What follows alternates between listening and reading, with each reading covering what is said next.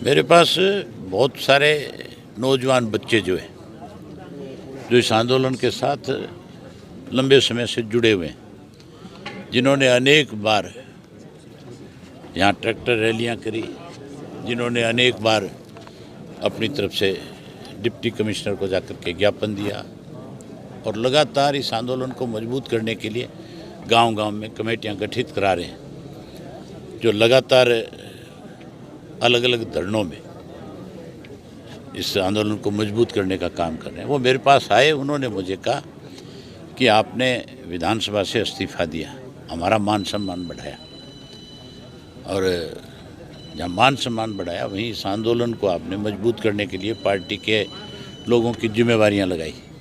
हजारों लोगों को आपने बॉर्डर पे वॉलंटियर के रूप में भेजा, हम आपको सम्मानित करना चाहते हैं।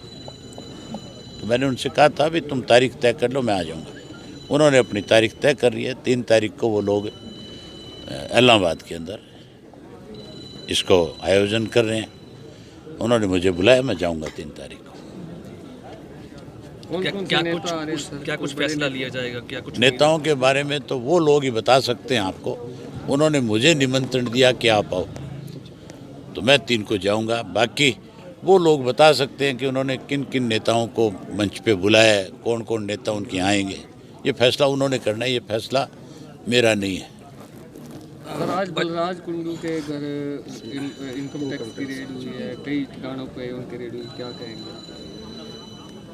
अब किसके घर पे रेड हो इसके बारे में मैं क्या कहूँगा। मेरे घर पे भी अनेक बार रेड हुई है।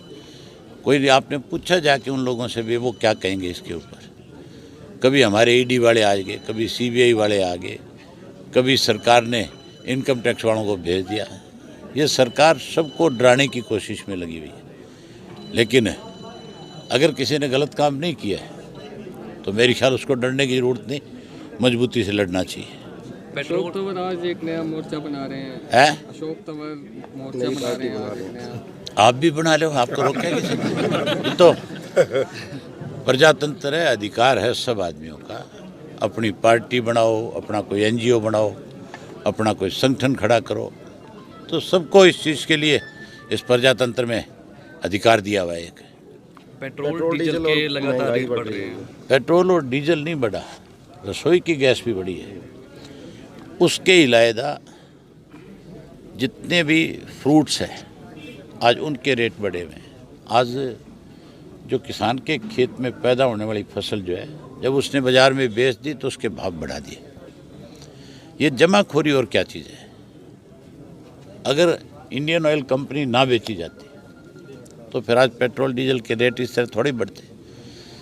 अगर सरकार इनको, अंबानी को, अडानी को, इसको आपके ये जो अलग अलग और 2-3 पेट्रोल की कंपनियां जो है, अगर इनको छूट ना देती तो फिर ये अपनी मनमर्जी कैसे करते।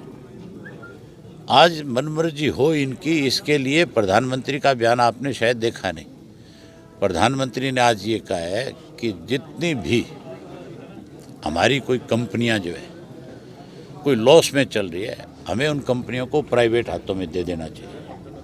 जो देश का प्रधानमंत्री एक कंपनी को सुचारू रूप से नहीं चलवा सकता तो उसको फिर इस पद पे रहने का अधिकार नहीं। प्राइवेट कौन है? एक आदमी है, वो एक मामूली आदमी जो है वो तो उस लॉस वाली कंपनी को फ़ायदे में ले आएगा। और हमारी जो सरकार है जिसके पास इतना बड़ा ढांचा है, अगर वो उस लॉस को ख़त्म नहीं कर सकती तो इसका मतलब उसके पास जितने कर्मचारी काम करने वाले हैं उनमें कमी है। उनमें कमी नहीं, फिर उसमें कमी है जो उन कंपनियों को देखता है या जो उनको हेड करता है। देश का प्रधानमंत्री इस देश को बेचने में लगा हुआ है और देश को बेचने के लिए उसने किसान की कैसे ज़मीन को बिकवाया जाए उसके लिए कानून बना दिए। अगर ये कानून रहे तो किसान बर्बाद हो जाएगा, किसान बर्बाद होगा तो ये देश खत्म हो जाएगा। आपके इस्तीफे के बाद किसानों ने लगातार जो दूसरे संगठन हैं, दूसरी पार्टी के नेता हैं, उनके विधायकों का भी इस्तीफा मांग रहे हैं। वो जाकर के कहते थे टोल पे, कहीं टोल पे जाके कहते थे, कहीं कोई और धरना होता था उसमें जाकर के कहते थे कि हम आज तो सत्ता के साथ हैं लेकिन किसान की अनदेखी हुई तो हम फिर सत्ता को छोड़ करके किसान के साथ खड़े हो जाएंगे। जेजेपी वालों ने तो डिमांड करी थी पीपली लाठीचार्ज की कि इसकी इंक्वायरी होगी इंक्वायरी। वो तो कह रहे थे चौधरी देवीलाल के पीठ पे लठ लगे हैं, किसान के नहीं लगे हैं। चौधरी देवीलाल के वारिस जिंदा हैं। उन्होंने तो चौधरी देवीलाल की नीतियों को बेच दिया। लेकिन चौधरी देवीलाल ने इंडियन नेशनल लोकदल पार्टी का पौधा लगाया था और ये जितने कार्यकर्ता ये उनके वारिस हैं। ये उनकी पीठ को कभी भी कमज़ोर नहीं होने देंगे, ताकत देंगे। पीठ में छुरा घोंपने वाले को कमी नहीं है, लेकिन ताकत देने वाले उससे भी ज़्यादा बड़े हैं। बजट सत्र आने वाला है, क्या उम्मीद लग रही है आपको? महंगाई बढ़ेगी। बजट सत्र नहीं है, ये तो कर्जा सत्र है। हमेशा कर्जा लिया जाता है। 2 लाख करोड़ से ज़्यादा कर्जा आज हमारे प्रदेश पे है। मुझे लगता है इस बजट में 25-30 हज़ार करोड़ रुपया और बढ़ जाएगा।